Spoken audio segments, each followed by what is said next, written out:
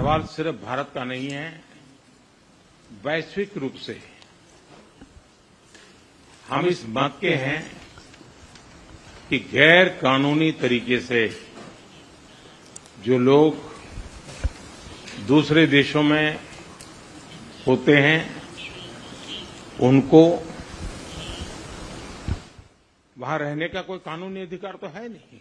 हमने हमेशा कहा है कि जो वेरीफाइड होगा, कि जो सच्चे अर्थ में भारत का ही नागरिक होगा, वो अगर अमेरिका में गैर कानूनी तरीके से रहता है तो उसको वापस लेने के लिए भारत तैयार है। ह्यूमन ट्रैफिकिंग में जुड़े हुए पूरे इकोसिस्टम पर हमने वार करना चाहिए। अमेरिका और भारत मिल करके हमारी कोशिश है और हमारी कोशिश रहनी चाहिए। Prime Minister, the US is giving a lot of push to curb illegal immigration, and India has been cooperating on this issue.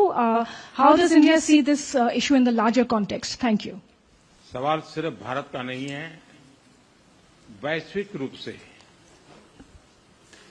हम इस मत के हैं कि गैर कानूनी तरीके से जो लोग दूसरे देशों में होते हैं उनको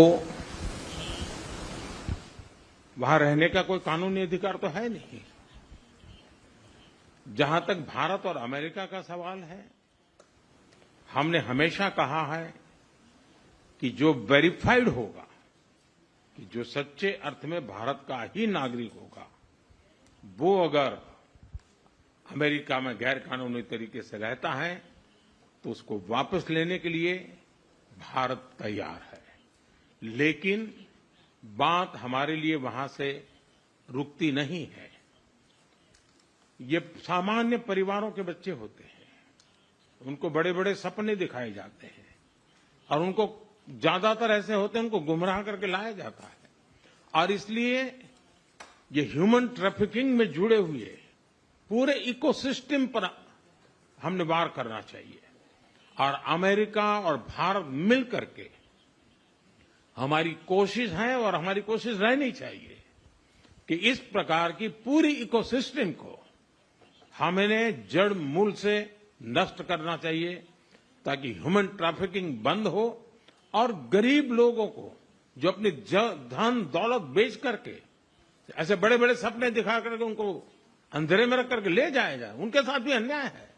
और इसलिए हमारी बड़ी लड़ाई उस पूरे इकोसिस्टम के खिलाफ है और मुझे विश्वास है कि राष्ट्रपति ट्रंप भी इस इकोसिस्टम को खत्म करने में भारत का पूरा सहयोग करेंगे। Subscribe to Midday India. Get direct notifications on all our videos by clicking on the bell icon.